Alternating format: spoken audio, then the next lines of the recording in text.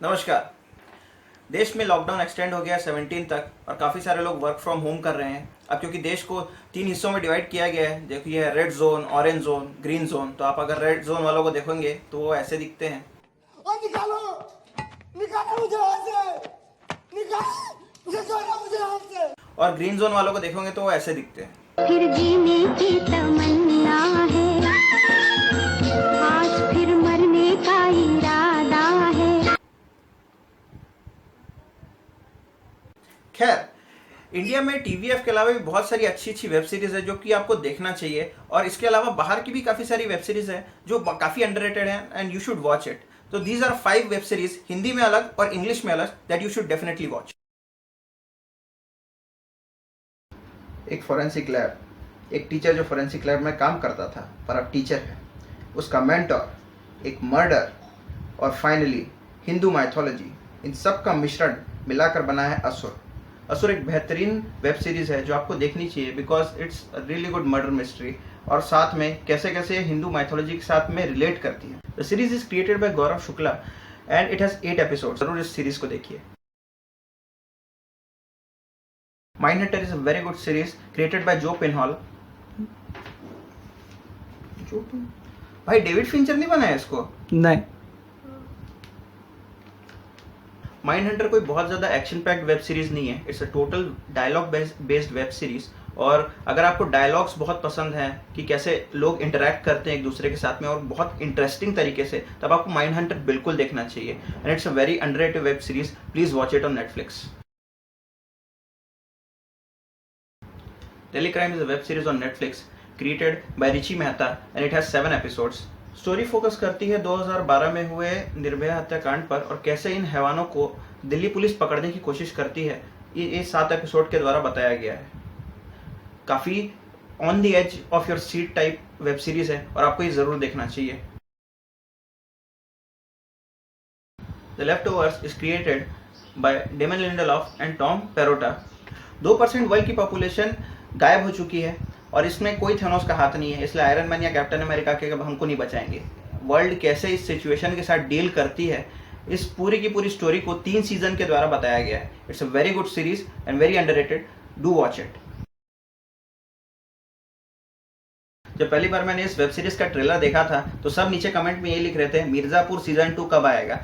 भाई थोड़ा शांत हो जाओ, अच्छी अच्छी वेब सीरीज है अमेजॉन प्राइम पे, एक बार देख तो लो कम से कम। So this is a one web series that you should watch because it's created by किसका है?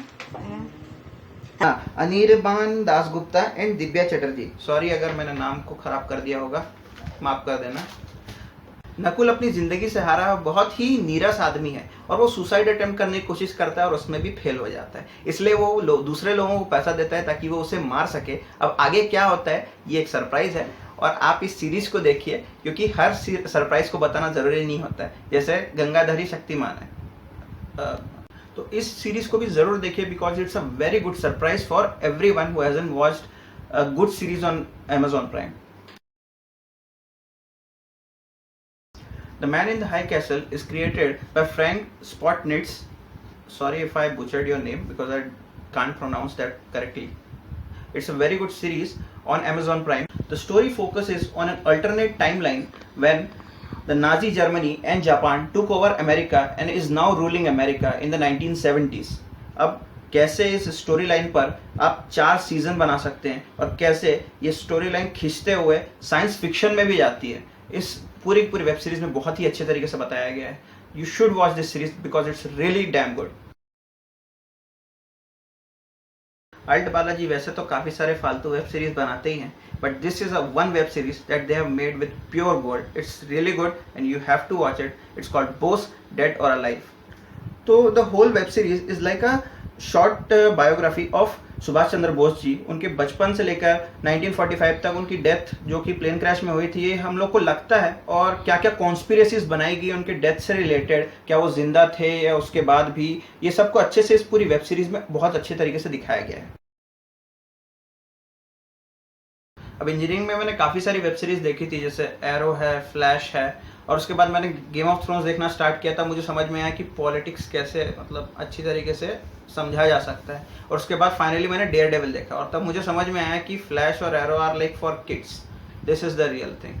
तो अगर आपको डार्क नाइट पसंद है और आपको लगता है वो सिर्फ एक सुपर हीरो मूवी है, तब आप गलत सोच रहे हैं, क्योंकि वो बहुत ही अच्छी एक एक्शन थ्रिलर भी है। उसी प्रकार डेयर डेविल भले ही मार्वल ने बनाया है, लेकिन it's not just a very good web series on super hero, it's also a very good thriller and you should watch it because it's really on par with Breaking Bad and Game of Thrones. Last year Kota Factory आई थी, जो काफ़ी लोगों को काफ़ी पसंद आई थी, मुझे भी बहुत पसंद है। Kota factory is a very good web series on coaching systems. But उससे पहले भी एक वेब सीरीज आई थी जो शायद किसी ने नहीं देखी होगी। I watched it and I really liked it. It's created bye विश्वा कल्याण रथ एंड इट्स कॉल्ड लाखों में एक। तो इस सीरीज के 2 सीजन है। पहला सीजन जो है वो फोकस करता है आईआईटी कोचिंग्स पर, और जो दूसरा सीजन है वो गांव में जो हॉस्पिटल्स हैं जिनकी हालत बहुत ख़राब रहती है उन सब पे फोकस करता है, और कैसे ये जो इश्यूज़ हैं, सोशल इश्यूज़ हैं, उन पर बहुत ही अच्छी तरीके से फोकस करने वाली ये सीरीज आपको ज़रूर देखनी चाहिए। HBO में गेम ऑफ थ्रोन्स ने लास्ट सीजन के साथ काफ़ी लोगों को रुलाया, क्योंकि वो बहुत बेकार सीजन था। तो इसीलिए मैंने देखा वेस्ट वर्ल्ड, और seriously it's one of the best series I have watched related to science fiction.